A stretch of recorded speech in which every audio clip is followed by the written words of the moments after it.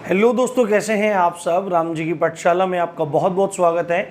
उम्मीद करता हूं आप सब अच्छे होंगे और आपकी तैयारी भी बहुत ही बेहतर ढंग से चल रही होगी। हम लोग राष्ट्रपति को पढ़ रहे थे और राष्ट्रपति में आज हम जानेंगे राष्ट्रपति का निर्वाचक मंडल, उनके निर्वाचन की पद्धति, कैसे कैसे निर्वाचन होता है, उनको कौन शपथ दिलाता है तथा साथ में ऐसा क्या कारण हो सकता है जिसके माध्यम से राष्ट्रपति को उनके पद से हटाना पड़े और वह प्रक्रिया क्या कहलाती है। अगर आप लोग चैनल पे पहली बार आए हो, नए हो, तो चैनल को सब्सक्राइब करना मत भूलना और साथ में वीडियो को अभी लाइक कर दीजिए, क्योंकि इसी तरह के बहुत अच्छे इंफॉर्मेटिव वीडियोस बिल्कुल फ्री में आपको राम जी की पाठशाला पर मिलते रहते हैं। तो चलिए शुरू। एक बार आप इसका स्क्रीनशॉट ले लीजिए।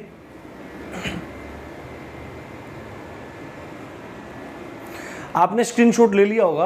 अब मैं ऐसा इसलिए करता हूं कि मैं पहले से लिख के रखता हूं जिससे वीडियो शॉर्ट बने, कम टाइम में आपको ज़्यादा चीज़ें समझ में आए और मैं यहाँ पे एक्सप्लेन करता रहूं, इसलिए मैं यहाँ पे लिख के रखता हूं पहले से। अब देखो, जो लास्ट वीडियो थी उसमें हमने राष्ट्रपति के बारे में जाना था, बहुत सारे इन्फॉर्मेशन थी, उसकी कार्यपालिका शक्ति, ठीक है, और भी बहुत सारी चीज़ें थी जिसमें उसकी वेतन भत्ते और मतलब योग्यताएं, ये सब चीज़ देखी थी। आज निर्वाचन के बारे में जानेंगे और इससे आगे जो वीडियो आएगी उस वीडियो में हम कंप्लीट कर लेंगे जितनी भी शक्तियां हैं, तो हमारा राष्ट्रपति का टॉपिक पूरा हो जाएगा।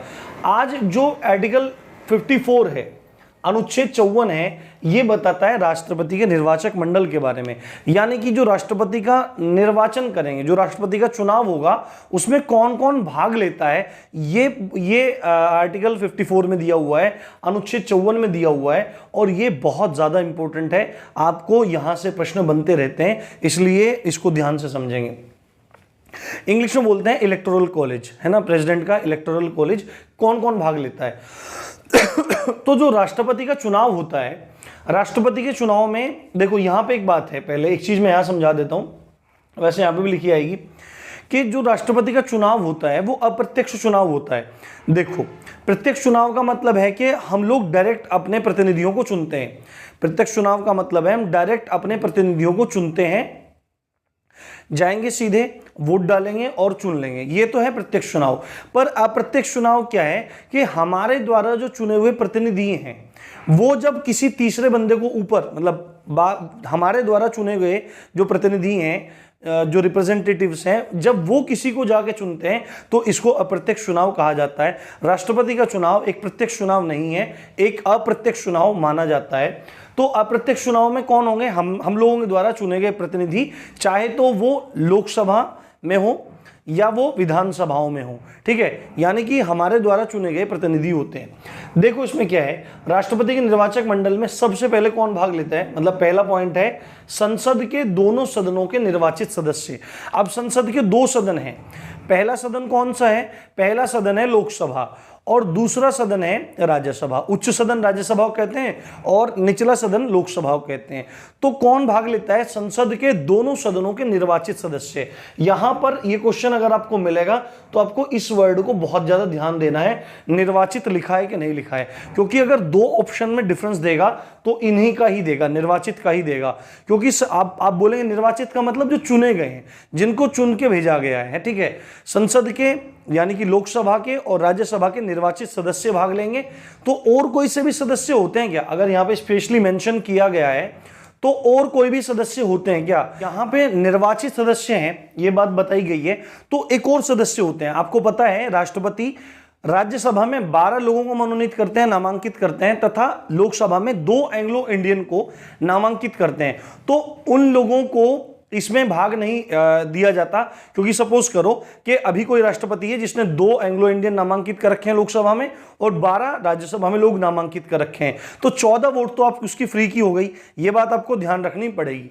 तो संसद के दोनों सदनों के निर्वाचित सदस्य होते हैं। दूसरे नंबर पे राज्यों की जो विधानसभाएं हैं, राज्य में विधानमंडल होता है और विधानमंडल में भी 2 सदन होते हैं। कौन कौन से? विधानसभा और विधान परिषद। पर विधान परिषद हर जगह नहीं है, कुछ ही राज्यों में है, जब जाएंगे तो देखेंगे। तो इसमें क्या है, राज्यों के जो विधानसभाओं के निर्वाचित सदस्य हैं उन लोगों को भी इसमें भाग लेने का अवसर मिलता है। यानी कि संसद के जो दोनों सदन हैं उनके निर्वाचित सदस्य, राज्यों की विधानसभाओं के निर्वाचित सदस्य। यानी कि देखो यहां पे भी निर्वाचित लिखा है, इसका मतलब विधानसभाओं में भी कोई मनोनीत सदस्य होते हैं राष्ट्रपति के द्वारा। राष्ट्रपति के द्वारा तो नहीं होते, बट राज्यपाल के द्वारा एक सदस्य को मनोनीत किया जाता है एंग्लो इंडियन जो होता है विधानसभा में। तो इनडायरेक्टली भी तो वो भी फेवर में ही वोट दे सकता है राष्ट्रपति के, तो यहां पे उसको भी काउंट नहीं किया जा रहा है। संसद के दोनों सदनों में निर्वाचित सदस्य मनोनीत वाले नहीं है ना, राज्यों के विधानसभाओं के निर्वाचित सदस्य। और साथ में आपको पता है कि दिल्ली और पौंडीचेरी केंद्र शासित प्रदेश हैं, बट वहां पे भी क्या चीज है, वहां पे भी विधानसभा है। तो दिल्ली और पौंडीचेरी विधानसभा, विस लिख दिया, देखो मैंने अखबार में वैसे लिखा आता है विधानसभा, विधानसभाओं के सदस्यों को अवसर दिया जाता है। और ये मतलब कब जोड़ा गया था, 70वां संविधान संशोधन 1992 द्वारा दिल्ली और पौंडीचेरी वाली बात जोड़ी गई थी इसमें। तो आपको क्लियर हो गया होगा कि राष्ट्रपति के निर्वाचक मंडल में कौन कौन आता है, कौन कौन वोट दे सकता है। उसके बाद आर्टिकल 55 में बात की गई है राष्ट्रपति के निर्वाचन की रीति को, यानी कि राष्ट्रपति का जो चुनाव होगा वो किस तरीके से होगा, किस रीति से होगा, किस पद्धति से होगा, ये हमको देखना है। देखो अगर प्रत्यक्ष चुनाव होता तो जाते पूरा देश वोट डालता और राष्ट्रपति चुन लिए जाते, बट ऐसा नहीं है, वो अप्रत्यक्ष चुनाव है। यानी कि हमारे प्रतिनिधि जाके उनको चुनते हैं, हमारे प्रतिनिधि जाके उनको चुनते हैं। अब हमारे प्रतिनिधि जाके चुनते हैं, तो अब देखो अब संसद में सदस्यों की संख्या अगर कंपैरेटिवली देखा जाए, अब राज्यों की विधानसभाओं से बहुत सारे सदस्य आ जाएंगे। और आपको पता है राज्यसभा में संख्या कितनी है, 245, लोकसभा में कितनी है, 545। इनको भी जोड़ लें तो 1-2 राज्य के लोगों के बराबर ही इनके मतों की संख्या हो जाएगी। तो इस चीज के बचने के लिए एक पद्धति है, उस पद्धति का नाम क्या है, उस पद्धति का नाम है समानुपातिक प्रतिनिधित्व एवं एकल संक्रमणीय मत पद्धति, एवं एकल संक्रमणीय मत पद्धति। राष्ट्रपति का निर्वाचन जिस पद्धति से होता है, डायरेक्टली क्वेश्चन पूछा जा सकता है कि किस पद्धति से होता है, तो समानुपातिक प्रतिनिधित्व एवं एकल संक्रमणीय मत पद्धति, ये नाम आपको याद रखना है। अब एक चीज है, जैसा मैंने आपको बता दिया है कि राष्ट्रपति का निर्वाचन कैसा होता है, अप्रत्यक्ष होता है। यानी कि हम जिन प्रतिनिधियों को चुनते हैं वो प्रतिनिधि आगे जाकर राष्ट्रपति को चुनते हैं। उस चीज को हम यहाँ पे आर्टिकल 54 में समझ के आ गए हैं। अब जो राष्ट्रपति का निर्वाचन होता है ये गुप्त निर्वाचन होता है ना, गुप्त होता है, ज्यादा पता वता नहीं लगता इसके बारे में, कभी भी हो जाता है जब भी निर्वाचन आयोग चाहता है तभी। अब एक चीज आपको देखनी पड़ेगी, यहाँ पे मैं आपको दिखाता हूं। अगर हम काउंट कर लें, देखो यहाँ पे 245 राज्यसभा के, 545 किसके, लोकसभा के, अगर जोड़ेंगे कितने हो जाएंगे, 5 और 5 10, ये 90 हो गया, और इस 7, ये लोग हुए 790। सांसद कितने हुए, 790, जिनमें अभी मैं एक मोटा मोटा बता रहा हूं। इनमें देखो यहाँ पे 12 माइनस कर देंगे तो 233 बच जाएगा, यहाँ से 2 हटा देंगे तो 545 बच जाएगा। तो 14, इसमें से 14 और घटा दो तो इनमें से लगभग कितना बच जाएगा, 776 सांसद लोग हैं। और जबकि अगर आप राज्यों के विधानसभा के सदस्यों को देखें तो यूपी में ही 403 है, यूपी में ही 403 है। तो यूपी में 403 है तो 1-2 राज्य और मिला लेंगे तो ये संख्या तो काबू आ जाएगी। तो राज्य मिलकर डिसाइड कर सकते हैं कि राष्ट्रपति कौन होगा, बट ऐसा नहीं होता। यहाँ पे हर कोई जो जाएगा, सांसद जाएगा, उसकी वोट का मूल्य कुछ और होगा, और जो विधानसभा का सदस्य जाएगा उसकी वोट का मूल्य कुछ और होगा। हर किसी को एक नंबर नहीं दिया जाएगा। समानुपातिक प्रतिनिधित्व यानी कि समान अनुपात वाला प्रतिनिधित्व, समान अनुपात में, यानी कि कुछ भी ऊपर नीचे ना हो जाए, यानी कि जितना वोट का वैल्यू कंपैरिजन में रहे, जितना सांसद का रहे उतना ही विधायक का रहे। तो ऐसा पूरा सिस्टम बनाया गया है और ऐसे ही पूरे सिस्टम को बोला जा रहा है समानुपातिक प्रतिनिधित्व। तो इसमें देखना पड़ेगा कि एक विधायक के मत का मूल्य क्या होगा, राष्ट्रपति के चुनाव में एक विधायक के मत का मूल्य क्या होगा। आपको बात समझ में आ रही होगी। तो एक विधायक के मत का मूल्य है, यहां पे देखो, एक विधायक के मत का मूल्य है राज्य की कुल जनसंख्या, ऊपर राज्य की कुल जनसंख्या लिख देंगे, नीचे क्या लिख देंगे, राज्य विधानसभा, मैंने विधानसभा को शॉर्ट में लिख दिया है, राज्य की कुल जनसंख्या लिख देंगे ऊपर, और नीचे लिख देंगे राज्य की विधानसभा के कुल निर्वाचित सदस्य। यानी कि ऊपर संख्या लिखी गई जनसंख्या राज्य की, और नीचे विधानसभा में जितने भी निर्वाचित सदस्य हैं उनकी संख्या लिख देंगे और साथ में उसको गुणा कर देंगे 1/100 से, तो हमारे पास एक विधायक के मत का मूल्य आ जाएगा। एक विधायक के मत का मूल्य कितना माना जाएगा, ये आ जाएगा।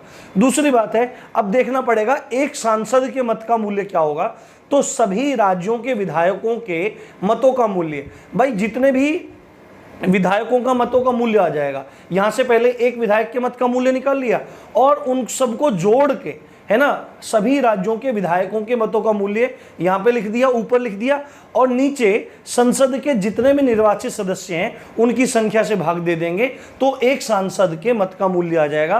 तो यहां पे कोई भी घपले वाली बात ही नहीं होगी, कोई भी ऊपर नीचे नहीं होगा, एक समान अनुपात में मामला आ जाएगा और एक स्पष्ट और एकदम क्लियर यहां पर चुनाव होता दिखाई देगा। तो इसको बोलते हैं समानुपातिक प्रतिनिधित्व और एकल संक्रमणीय मत पद्धति। अब एक ये पूरा आपको याद रखना है, ठीक है, ये आपको पूरा याद रखना है। अब देखते हैं कि राष्ट्रपति चुना कैसे जाता है। अब इन लोगों ने वोट किया तो कितने पे विजयी मान लिया जाता है। जैसे सामान्यतः तो क्या होता है, अगर 10 कैंडिडेट खड़े हुए हैं तो 10 के 10 कैंडिडेट में जिसको सबसे ज्यादा वोट मिलेंगी वो विजयी मान लिया जाएगा। बट राष्ट्रपति के चुनाव में ऐसा नहीं है। राष्ट्रपति के चुनाव में विजेता वो माना जाता है जो कुल वैध मतों के आधे प्लस एक ले आता है, कुल वैध मतों का आधा और एक जोड़ दिया जाए। माना कि 100 मत पड़े तो विजेता को सबसे ज्यादा नहीं लाना है। यहाँ पे इस न्यूनतम कोटा को पार करना जरूरी है। और न्यूनतम कोटा कितना है, कुल वैध मत बटे 2 + 1। यदि मान लिया जाए कि 100 मत पड़े तो अगर किसी व्यक्ति को राष्ट्रपति बनना है तो उस व्यक्ति को राष्ट्रपति बनने के लिए 100/2 यानी कि 50 + 1 51 मत प्राप्त करना अनिवार्य है। ये बात आपको जाननी जरूरी है। तो जिसको कुल वैध मतों का आधा + 1 मिल जाएगा वही राष्ट्रपति सिद्ध हो जाएगा। अब आप समझें, अब आपके दिमाग में आएगा कि यदि ऐसा हो जाए सर कि 2 3 4 लोग खड़े हो जाएं, संभव है 4 लोग भी खड़े हो जाएं, 2 खड़े हो जाएं, 3 खड़े हो जाएं, 4 खड़े हो जाएं, तो अगर 100 ही वोट मिले तो सबको 50+ तो नहीं मिल पाएगा, सबको 50 तो नहीं मिलेगा, किसी को 30 मिल जाएगा, किसी को 20 मिल जाएगा, किसी को 35 मिल जाएगा। तो अब ये देखा जाएगा, सपोज करो 3 लोग हैं, A B C 3 लोग हैं, एक को पहले को 50 मिल गई, अब कुल वैध मत पड़े कितने, 100। माना कि कुल वैध मत पड़ गए 100 और 3 लोग खड़े हुए हैं। सबसे पहले वाले को मिली 50, दूसरे वाले को मिली 30 मत और लास्ट वाले को मिले 20 मत। तो अब क्या होगा, अब यहां पे 50 वाले को विजेता नहीं माना जाएगा। क्यों? क्योंकि कुल वैध मत का आधा + 1। अगर पहले वाले को 51 मिल जाते तो बात यहीं खत्म हो जाती, चाहे फिर कितने भी खड़े हो। बट अगर तीनों में से कोई विजेता इस आधार पर सिद्ध नहीं हो रहा है तो सबसे कम जिसके मत हैं उसको डिस्क्वालीफाई कर दिया जाएगा और उसके मतों को पहले 2 के अनुपात में बांट दिया जाएगा। पहले 2 के अनुपात में बांट दिया जाएगा। जैसे 5 और 3 का अनुपात है, 50 और 30 मिले हुए, तो 5-3 के अनुपात में लास्ट के 20 वालों को बांट दिया जाएगा। और फिर देखा जाएगा कि फिर ऐसे ही मिलते ही, आपको पता है 50 पहले से मिले हुए हैं, और मत मिल जाएंगे तो 50 + 1 हो जाएगा, तो जीत जाएगा। तो अगर ऐसा पहली बार में जीत जाता है तो कोई दिक्कत नहीं है, दूसरी बार ऐसा करना पड़ता है फिर भी नहीं जीतता है तो तीसरी बार करेंगे और तब तक इसको दोहराते रहेंगे जब तक उनको ऐसा कोई कैंडिडेट नहीं मिल जाता जिसको कुल वैध मतों का बटा 2 + 1 न मिल जाए। तो ये पूरा का पूरा तरीका है आपका समानुपातिक प्रतिनिधित्व एवं एकल संक्रमणीय मत पद्धति, और ये आर्टिकल 55 में दिया हुआ है। आई थिंक आपको विधायक के मत का मूल्य समझ में आ गया होगा, सांसद के मत का मूल्य समझ में आ गया होगा, न्यूनतम कोटा समझ में आ गया होगा। अब भारत में चुनाव हो और पंगेबाजी ना हो ऐसा संभव नहीं है, पर राष्ट्रपति के चुनाव में जनरली ऐसा होता नहीं है। बाकी जो प्रत्यक्ष चुनाव होते हैं उनमें ज्यादा पंगेबाजी होती है। तो अब यहां पे देखने वाली बात है, मान लिया जाए कि राष्ट्रपति के चुनाव में कोई विवाद हो जाए, कोई चुनावी विवाद हो जाए, तो भाई इसमें मध्यस्थता कौन करेगा, मीडिएटर कौन बनेगा, सुलझाएगा कौन? तो आपको ध्यान रखना है, यदि राष्ट्रपति के चुनाव में कोई विवाद हो जाए तो सुप्रीम कोर्ट सुलझाएगा, सुप्रीम कोर्ट उसका निपटारा करेगा, उसको सुलझाएगा। ये बात आपको ध्यान रखनी है। उसके बाद आर्टिकल 60, ये बहुत इंपॉर्टेंट है। आर्टिकल 60 बात करता है राष्ट्रपति की शपथ के बारे में। राष्ट्रपति की शपथ के बारे में बात की जाती है, ओथ ऑफ द प्रेसिडेंट। राष्ट्रपति की शपथ के बारे में बात की जा रही है आर्टिकल 60 में। और क्या बात खास है इसमें? पहली बात तो यह है कि आर्टिकल 60 में राष्ट्रपति की शपथ का प्रारूप दिया हुआ है कि क्या क्या बोला जाएगा, मैं फलाना ऐसे भारत की शपथ, ये मतलब पूरा शपथ का जो परफॉर्म होता है, प्रारूप होता है, वो जो पूरा ड्राफ्ट होता है वो लिखा हुआ है आर्टिकल 60 में। और साथ में एक बात बताई हुई है कि भारत के राष्ट्रपति को शपथ कौन दिलाएगा, तो जो भारत के मुख्य न्यायाधीश होंगे, जो चीफ जस्टिस ऑफ इंडिया होंगे, जो सुप्रीम कोर्ट के मुख्य न्यायाधीश होते हैं, वही भारत के मुख्य न्यायाधीश कहलाते हैं, वो शपथ दिलाएंगे। अगर वो उस समय वहां पर अनुपस्थित है किसी भी कारण से, तो उनके बाद जो भी सुप्रीम कोर्ट में वरिष्ठ जज होगा वो उनको शपथ दिलाएगा। ये बात आपको ध्यान रखनी है, ये आर्टिकल 60 की बात। अब एक चीज है, हम लोगों ने आईपीसी पढ़ी थी, हम लोगों ने आईपीसी में देखा था शुरुआती धाराओं में ही कि राष्ट्रपति कोई भी अपराध कर दे तो उस पर कोई भी अभियोजन नहीं चलेगा, ना कोई मुकदमा चलेगा, ना ही उसको उसके पद से हटाया जाएगा। ठीक है, वहां पे संरक्षण उसको मिला हुआ था। बट एक बात है, एक आर्टिकल आता है आर्टिकल 61। आर्टिकल 61 बात करता है इम्पीचमेंट ऑफ द प्रेसिडेंट, यानी राष्ट्रपति पर महाभियोग। और राष्ट्रपति पर महाभियोग की जो प्रक्रिया है ये हमने यूनाइटेड स्टेट्स ऑफ अमेरिका से ली है। यूनाइटेड स्टेट्स ऑफ अमेरिका से हमने और क्या क्या लिया है ये आप मेरे को कमेंट सेक्शन में बता सकते हैं यदि आपकी इच्छा हो तो, बट बताना जरूर, मैं देखना चाहता हूं आपको कितना पता है। अब राष्ट्रपति को महाभियोग लगाना, देखो राष्ट्रपति के पद खाली होने के दो ही तरीके हैं, सामान्यतः दो ही तरीके हैं। देखो अगर राष्ट्रपति की मृत्यु हो जाए तो बात अलग है, पर राष्ट्रपति त्यागपत्र दे दे तो आपको पता है राष्ट्रपति अपना त्यागपत्र किसको दे सकते हैं, उपराष्ट्रपति को दे सकते हैं, और उपराष्ट्रपति तुरंत लोकसभा अध्यक्ष को इसकी सूचना देगा।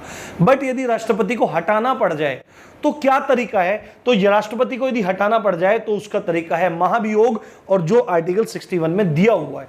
बट ऐसा क्या कारण हो सकता है कि राष्ट्रपति को हटाना पड़ जाए, तो राष्ट्रपति को हटाने का एकमात्र आधार है यदि राष्ट्रपति संविधान का अतिक्रमण कर दे, यदि राष्ट्रपति संविधान के उपबंधों को न माने, उनका अतिक्रमण करे, तो राष्ट्रपति पर महाभियोग की प्रक्रिया को चालू किया जा सकता है और राष्ट्रपति को उसके पद से हटाया जा सकता है, उसके पद से मुक्त किया जा सकता है। तो एकमात्र कारण है, आपको ध्यान रखना है, संविधान का उल्लंघन या संविधान का अतिक्रमण यदि राष्ट्रपति करता है तो अनुच्छेद 61 के तहत उस पर महाभियोग लगाया जा सकता है। क्लियर हो गई बात? अब इसके प्रोसेस की बात कर लेते हैं, कैसे कैसे इसका प्रोसेस होता है। यदि राष्ट्रपति संविधान का उल्लंघन कर देता है तो उस पर महाभियोग की प्रक्रिया यदि चलाई जानी है, यदि ये बात पक्की हो गई है कि राष्ट्रपति पर महाभियोग की प्रक्रिया चलाई जाएगी, इन महोदय ने संविधान का उल्लंघन कर दिया है, अतिक्रमण कर दिया है, तो संविधान की प्रक्रिया शुरू करने, ये महाभियोग की प्रक्रिया शुरू करने से पहले 14 दिन पूर्व सूचित करना अनिवार्य है। 14 दिन पहले राष्ट्रपति महोदय को बताना पड़ेगा कि हम आपके खिलाफ महाभियोग की प्रक्रिया चालू कर रहे हैं, 14 दिन पहले बताना पड़ेगा। अब क्या होगा, आगे की प्रक्रिया क्या है? ठीक है, 14 दिन पहले बता दिया। अब कौन से सदन में चालू हो सकता है? लोकसभा में चालू हो सकता है, राज्यसभा में, तो किसी भी सदन में महाभियोग का प्रस्ताव लाया जा सकता है, किसी भी सदन में महाभियोग का प्रस्ताव लाया जा सकता है। पर प्रस्ताव लाने के लिए उस सदन के 1/4 सदस्यों का हस्ताक्षर होना जरूरी है। मान लिया कि लोकसभा में 100 सदस्य हैं, मान लिया आपको समझाने के लिए, मान लिया कि लोकसभा में 100 सदस्य हैं और राष्ट्रपति को 14 दिन पहले ही सूचित किया जा चुका है कि आपके खिलाफ हम लोग क्या लेके आएंगे, आपके खिलाफ हम महाभियोग लेके आएंगे, तो 100 सदस्यों में से 25 का हस्ताक्षर करना अनिवार्य है, 1/4 का हस्ताक्षर करना अनिवार्य है, उसके बाद ही वह प्रस्ताव पेश किया जाएगा। अब ठीक है, प्रस्ताव को, किसी भी सदन में प्रस्ताव को पेश करने के लिए उस सदन के 1/4 सदस्यों का हस्ताक्षर होना जरूरी है। अब उसके बाद जिस भी सदन में प्रस्ताव पेश हुआ है, यदि वह यदि उस प्रस्ताव को वह सदन, यदि जिस सदन में प्रस्ताव पेश हुआ है उस सदन में वह प्रस्ताव समस्त सदस्यों की 2/3 बहुमत से पारित हो जाता है। समस्त सदस्यों की बात हो रही, उपस्थित की नहीं, समस्त सदस्यों के 2/3 से, 2/3 से यदि पारित हो जाता है तो मान लिया जाता है कि वहां से पारित हो गया है। देखो 14 दिन पहले सूचना दे दी, किसी भी सदन में शुरू कर सकते हैं, और अगर शुरू करना है तो उस सदन के 1/4 जो मेंबर हैं उनके सिग्नेचर होने जरूरी हैं। फिर जिस सदन में शुरू हुआ है, जिसमें प्रस्ताव आया है, वह सदन यदि उसको पारित करना चाहता है, उसको पास करना चाहता है, तो जितने भी सदस्य हैं उनके 2/3 सदस्यों का बहुमत प्राप्त होना जरूरी है। और जैसे ही पहले सदन में जिसमें प्रस्ताव पारित हुआ था उससे अगले सदन में वो जाता है, तो अगला सदन जांच करने का कार्य करता है। अगला सदन जांच करने का कार्य करता है कि पिछले सदन ने जो ये प्रस्ताव पारित 2/3 बहुमत से करके भेजा है कुल सदस्यों के, समस्त सदस्यों के, यह बात सही है कि नहीं। और यहां पर राष्ट्रपति को अपनी सफाई देने का अधिकार है, या तो राष्ट्रपति खुद सफाई दे दें या उनके द्वारा कोई व्यक्ति जो है वो सफाई दे दे। तो अगला सदन जांचकर्ता के रूप में कार्य करेगा, और अगले सदन को भी यदि सही लगता है कि ये बातें बिल्कुल सही हैं, इन्होंने संविधान का अतिक्रमण किया है, तो और अगला सदन भी 2/3 बहुमत से उस प्रस्ताव को पारित कर देता है, तो दोनों सदनों से पारित होते ही राष्ट्रपति पद से मुक्त समझा जाता है। राष्ट्रपति का पद उसी समय से मुक्त समझा जाता है। जो राष्ट्रपति महोदय होते हैं उनको घर भेज दिया जाता है। ये बात आपको ध्यान रखनी है। अब एक इंपॉर्टेंट नोट है, आर्टिकल 54 में हमने देखा था संसद के दोनों सदनों के निर्वाचित सदस्य थे, यानी लोकसभा राज्यसभा के निर्वाचित सदस्य थे, राज्यों की विधानसभाओं के निर्वाचित सदस्य थे। ठीक है, मनोनीत सदस्यों की बात नहीं थी, जो राष्ट्रपति जिनको मनोनीत कर रहा था, नहीं तो पंगा हो जाता, यहाँ पे फ्री की वोट मिल जाती राष्ट्रपति को। बट निर्वाचन में भाग नहीं लिया, मनोनीत सदस्यों ने निर्वाचन में भाग नहीं लिया, पर वो लोग महाभियोग में भाग जरूर लेंगे। संसद के जो नामांकित या मनोनीत सदस्य हैं वो भी महाभियोग में भाग लेते हैं। ये बात आपको ध्यान रखनी चाहिए। उम्मीद करता हूं आपको निर्वाचक मंडल, राष्ट्रपति के निर्वाचन की पद्धति, शपथ के बारे में जानकारी, विवाद संबंधी मुद्दा और राष्ट्रपति के महाभियोग संबंधी पूरी की पूरी प्रक्रिया समझ में आई होगी। और अगली वीडियो में हम लोग राष्ट्रपति की शक्तियों के बारे में विचार करेंगे। फिर ऐसे टॉपिक दर टॉपिक बढ़ते चले जाएंगे और आपकी कामयाबी इसी तरह बढ़ती चली जाएगी। आप लोग बस सहयोग करते रहिए, अच्छे से वीडियो को शेयर करते रहिए। इसी अच्छी बात के साथ आप देख रहे थे राम जी की पाठशाला। मैं हूँ राम भारद्वाज। जय हिंद, जय भारत।